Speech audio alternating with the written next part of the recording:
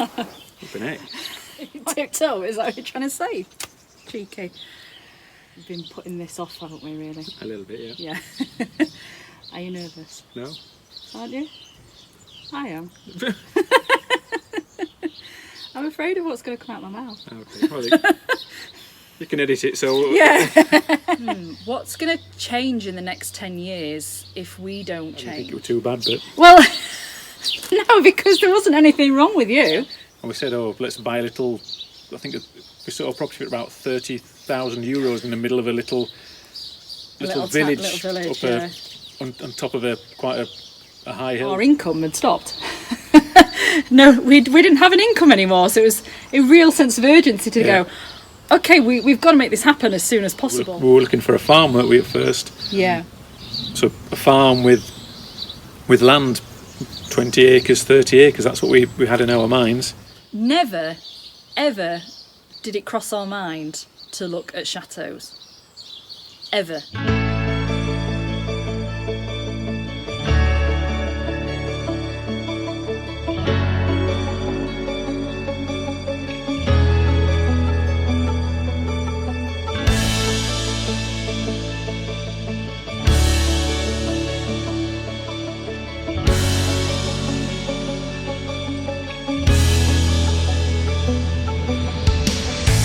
Everybody, I'm Leanne. I'm Julian. And we are from Chateau de la Couture. Chateau de la Couture is in the south of France. It is in the Occitanie region, the Midi-Pyrenees, and we are an hour north of Spain, and I'll just say... An hour south of Toulouse. Yeah, an hour south of Toulouse. And our chateau is in a department called Haute-Garonne, in the little village, just outside the little village of Saint-Laurent-Cessard. To be honest, we're quite surprised anybody wants to hear our story, but there has been a bit of interest, people wanting to know our background. I knew it. I just knew Shadow would. In the background, the shadow. Yeah, so we wanted to do this. I don't think we could have made this video 6 months ago, could we? Probably not. Not only because we didn't really have a lot of subscribers. Yeah. As you've guessed, we're from the UK. We are no spring chickens. Well, you're not anyway. No. You're not that much older than me, but 41. I'm 48. Yeah, that's the second take of that, by the way, because the dog was barking and Julian had to really think about how old he was.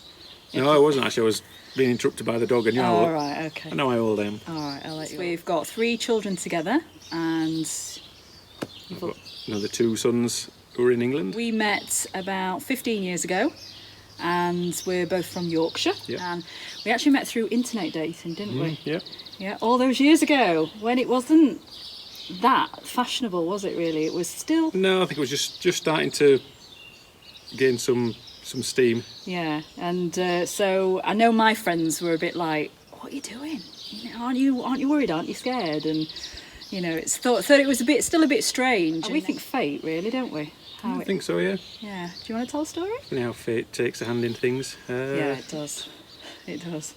No, I'll let you do it. So because I had no children, I was looking for people who did not have children. And Because I had children, I was looking for somebody who had children, because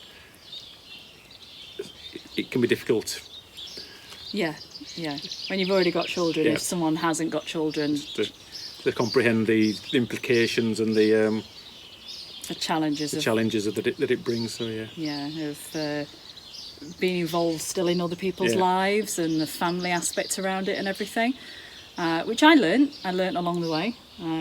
On another dating site, both of us, I thought, oh, he looks nice.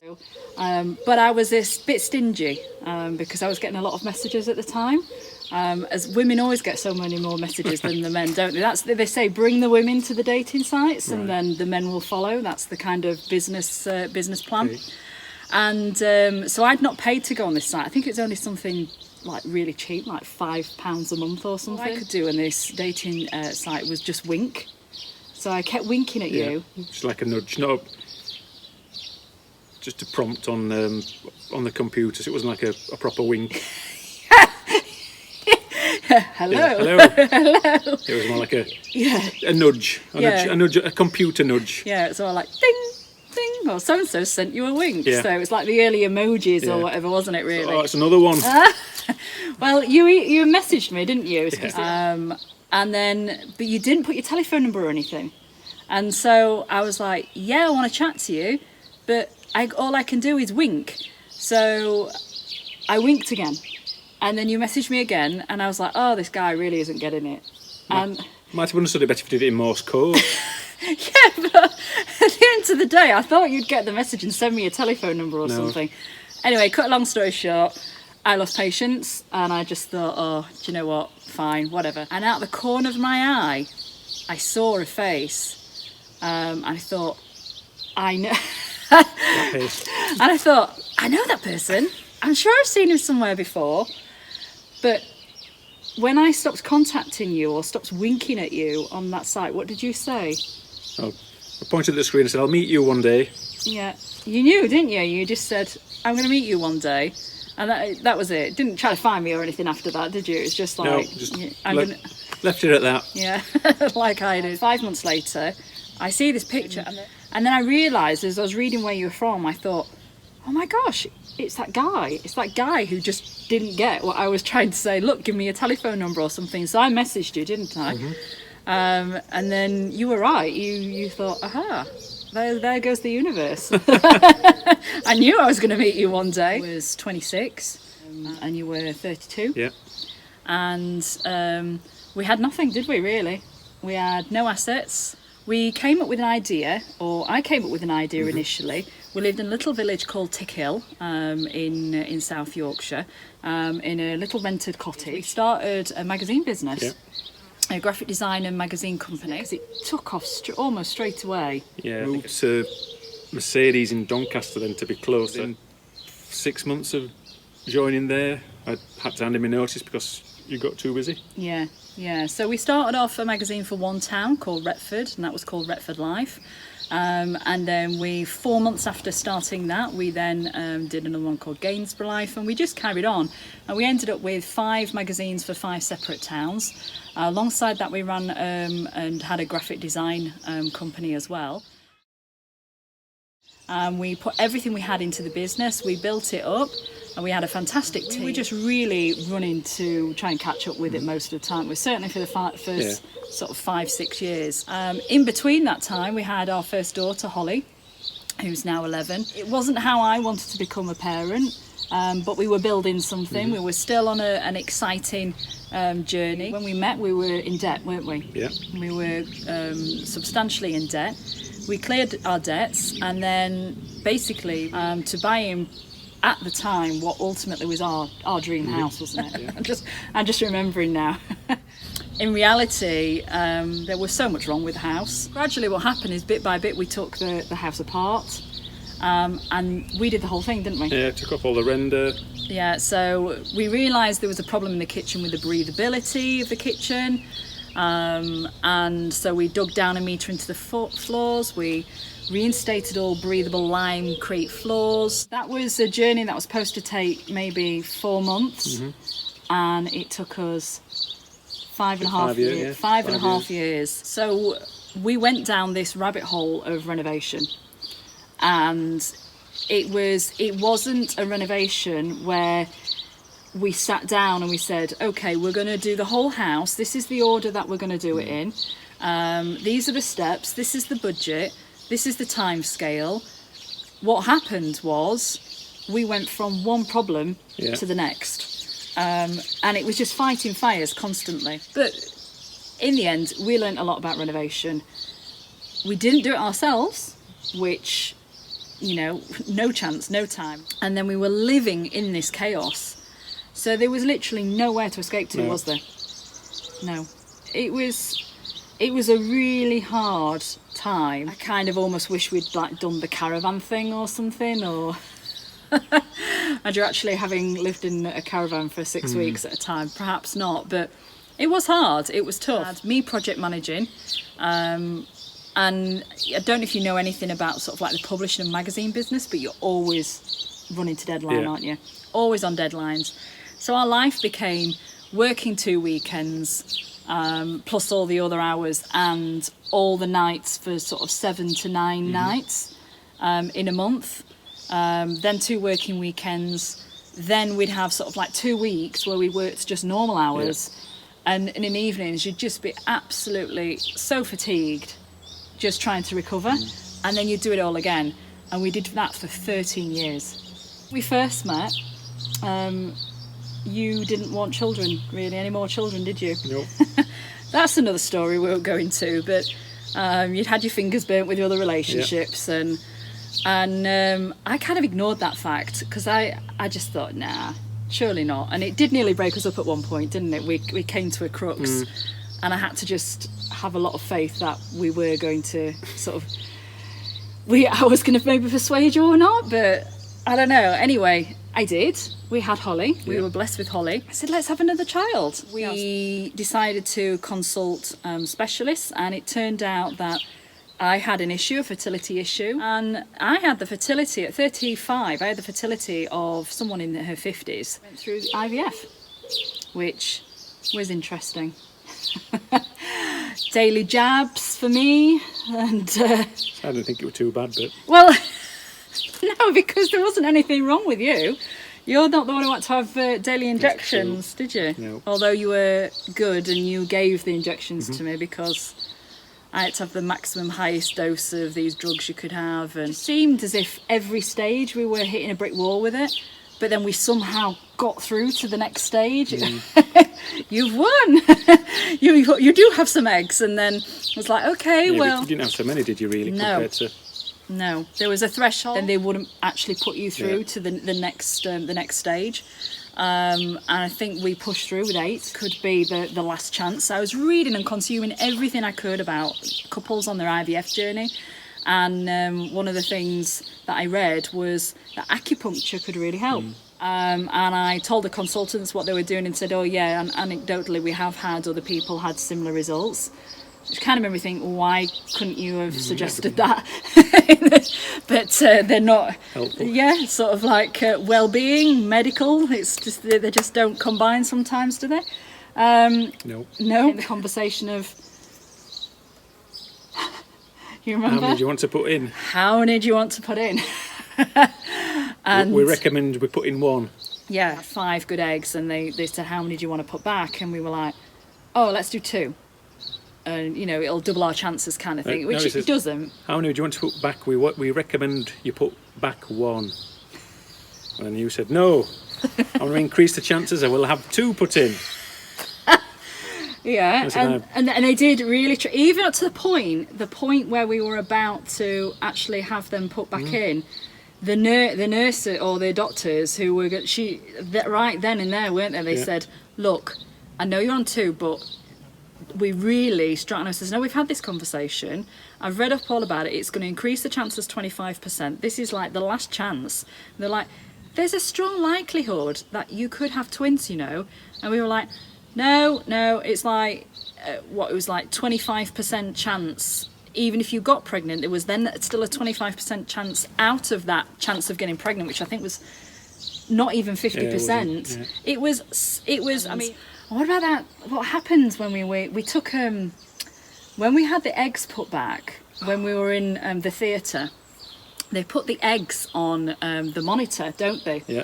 And they blow them up on the screen and say, right, this is embryo 1 or whatever they call it. We're putting this one back in now. And you took a photo, didn't you, of them? And I have a photo of one of them, but we don't have the photo of the other one. And the other one, I don't know, you were playing around on your phone? Yeah. And I was just expanding the picture out. In the egg, there's all these little dots and like a picture of me. And it wasn't just me that thought this, Leanne thought it. Staff did as well. It was like, so it's like a minuscule egg, and the picture's being expanded right out. It just looked like your face, didn't it? Yeah, it just looked like my face. It's like one of those pencil drawings almost, wasn't it? And we were like, wow. Now, if you were to sort of relate sort of personality and things between the 2 twins to me and you, we would say that Poppy is very like you and Lily is quite like me. And so I just always think now that that was Poppy. Yeah, so do I. Is that what you think too? Yeah, that was Poppy. I just couldn't wait any longer. And took a test and it said, "You're pregnant." Go back for a 6-week scan. Yeah. So at 6 weeks, where normally in pregnancy you have a scan at 12 or 20 weeks. Wasn't a surprise. It's twins. And we just went, yeah. We know. We just knew, didn't we? We'd already even halfway come to terms with, I think that it was twins. So they came. We had a home birth. Yeah. Yeah. Which, so you and the staff, it was a work day in a pool. In a pool, paddling pool, really, wasn't it? It was quite a high one. Yeah, it was specific for the job. Yes, We didn't just buy a paddling pool. We were full on in the renovation process. So I started having contractions at 5 o'clock-ish in the morning. It was it was a Friday, so we had the plasterer and the electrician coming in that day. By this time, I was working from my bed pretty much, wasn't it? Because I just could not move, could I? So I was still working full time, but I was working from my bedroom, and I had one of those sort of hospital tables that went over the bed. So I'm like this, trying to edit magazines, and the bump was literally higher than the hospital table at the end, so I couldn't reach the table. It was one of the most uncomfortablest things I've ever done. So they were plastering, so I had to literally text both Adams, the electrician and the plasterer, and say, "I'm in labour now, please don't come, if that's okay. Have you got some other work to go to today?" And of course they were both fine and said, "Yeah, good luck, no problem." So that is how stressful home life was. But we didn't know that much. We were just always on adrenaline, weren't we? Always on to the next thing, in the thick of it, in the middle of something. And because we had the renovation going on and we had the work going on, if we ever wanted a day off, it was almost impossible. What we used to do was we'd go on holidays to just escape, wouldn't we? Little weekends away. Yeah, just to just try and get some breathing space and get away from what had become a madhouse, absolute insanity. But up until we bought the chateau, I would say for me, having the twins was, and I still think now it is, for me, the most difficult thing I've had to go through. Not the labour. That first year. It was tough. It was really tough, wasn't it? And you think when you have twins, it's double the trouble. That's the saying, double trouble. Yeah. And Poppy and Lily never were on the same sleep cycle. They would never sleep at the same time. So quickly, it was 3 months, we realised that we couldn't have we managed, didn't we, for 3 months running the business and having them at home. And then again, it was just like, this is impossible, we can't do this. So one of our friends at the time, she had twins and they were just starting school. And she says, "Look, I'm going to have nothing to do. Obviously, I know what to do with twins. Shall I become your childmind?" And we were like, "Yes, please." So thank you, Tiffany. Thank you, Carl. And she became kind of a surrogate mum for them. And without her, and then Jess as well. Jess, because she started part-time, didn't she, Tiffany? And then Jess, who was another friend of ours who we met, she had them another 2 days a week. So we had this childcare coverage. It was crazy, but at night times we weren't getting any sleep. No. We had two bedrooms, didn't we? And we ended up it was almost for the first 18 months. And into that process, somewhere down the line, our thinking started changing about, we brought these 2 extra lives into this world, and we're doing exactly the same thing that we did before, which is, for as good as Tiffany and Jess were, and everyone else who looked after Holly and everything else like that, we're just doing the same thing. We're just giving them to somebody else, and we're just as busy with the business than we've ever been. And is this what we want life to be like? Is there another way? Could we change things? After a trip to France, where we decided, perhaps we could live in France. I'm not sure where the idea came from originally. I don't know did I actually. No, I know we were in, where was that little village? Well, to be fair, the first jokey things that we said was when we went on holiday, when Holly would have been about, was it 4? Yeah.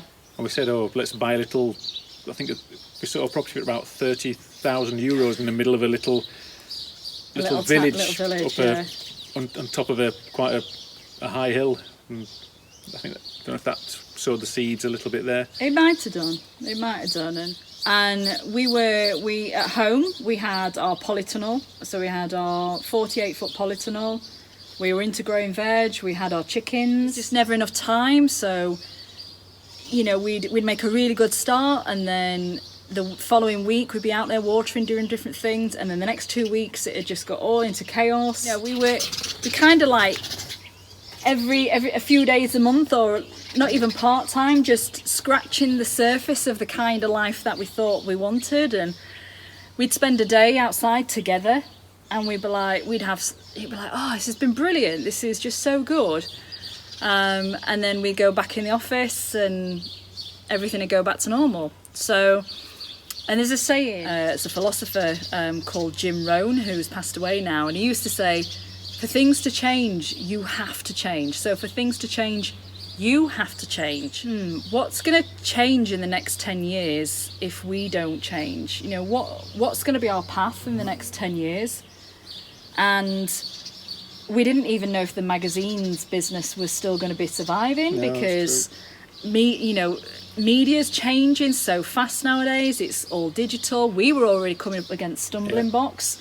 We believe we were kind of at the height of where we perhaps could achieve. And my enthusiasm hadn't gone, but I was exhausted. I was burnt out. I was sick and tired because my migraines were just so intense at times. We tried to create this separation between home life and office life, so we moved the business away from the house, and we got office premises in our next village. But that created its own obstacle. Actually doing that move, it also took a bit of the shine off from the business from us as well. It really did. Selling the business was hard. It was something we never ever dreamed that we would ever come across wanting to do. And it probably came about a year, 18 months earlier than we expected, didn't it? It happened so fast. Our feet literally did not touch the ground. And we sold the business. We had a transition period. In that transition period, we put our house up for sale. And that happened so fast as well, which at the time it didn't feel fast enough, but it was too fast probably, but that was probably a blessing, because it may not have happened with COVID and everything now. But for the last sort of 6 months of doing the house, perhaps even longer, we knew we were no longer renovating as our forever home. Mm-hmm. It was renovating as a house to sell then. So the mindset changed and the detachment kind of started, but you could see things coming on board and bringing to life, like the living room, and we'd had those 3 separate little desk areas built in for the children. They all came and were built, and we were like, okay, that's great, and they've got like a few months to benefit from them, and then someone else is going to benefit. And it was so strange. And this kitchen, which had started the whole saga off of renovating the house, that was the last thing we did, wasn't it? The last thing we did. And we basically finished the kitchen, and 2 weeks later the photographer came round and photographed the house to put it on the market.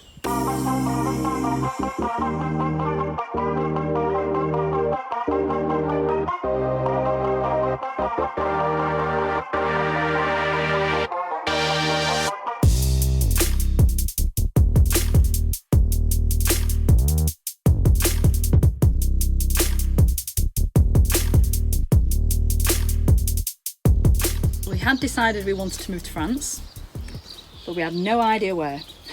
Oh, so we got a caravan, a twin axle, I think 8 metre long approximately. We've got the van as well, so it was quite a big. But why? Let's take a step back though. Why did we get the caravan? Because we got the caravan so we could do a mini kind of tour of France where we thought we wanted to investigate and spend a little bit of time looking at each area, seeing whether we, number one, could find a house for us there. I think ideally we were looking for a farm, weren't we, at first? Yeah.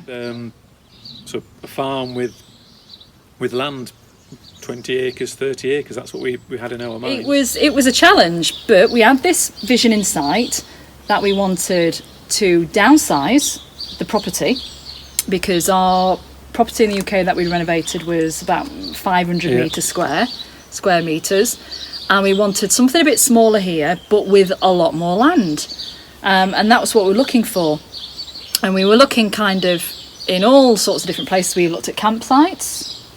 That was another thing that we were looking at.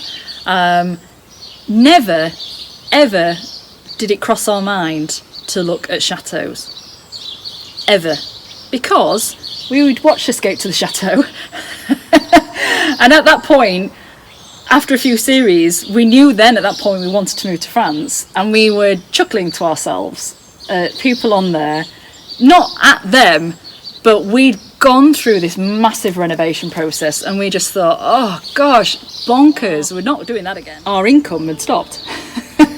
No, we didn't have an income anymore, so it was a real sense of urgency to go, okay, we've got to make this happen as soon as possible. So we got the caravan, reduced costs. We thought it'd be exciting as well. Thought it'd be exciting. Going on a large camping holiday, tour in France, and some bits were really good, weren't they? And we basically took in 12 departments. We visited 12 departments. We actually did the investigation while we were in France. And they probably won't mind me saying this, but some French estate agents are not the easiest to work with. So I know somebody who's got a house for sale. It's a chateau, and I thought, we went, no, it's still don't know really how we ended up buying a chateau.